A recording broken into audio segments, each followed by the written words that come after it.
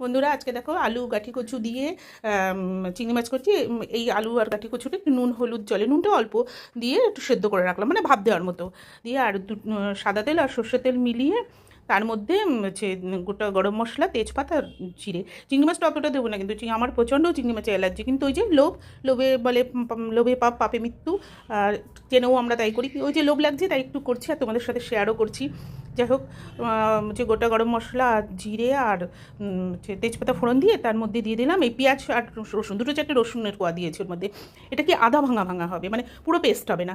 তার মধ্যে দিলাম কাঁচা লঙ্কা, গোটা কাঁচা লঙ্কা, হলুদ, নুন, জিরে, ধনে আর একটু শুকনো লঙ্কার গুঁড়ো।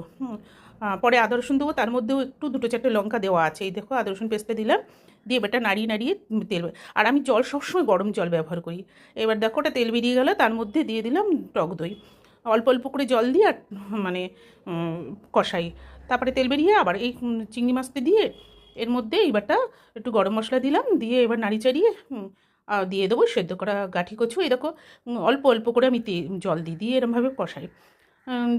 এই দেখো দিয়ে দিলাম, দিয়ে তারপরে নাড়ি চাড়িয়ে এর মধ্যে গরম জল দিয়ে দেবো। যেই ফুটে উঠবে একটু মানে ঝোল ঝোল রাখবো, কারণ না হচ্ছে টেনে যাবে পরে। আর এই যে ঘিটা দিলাম, ঘিটা দিলে না এত সুন্দর পরে গন্ধ বেরোয়। এবার চাপার দিয়ে রাখবো, হয়ে গেল, টাটা।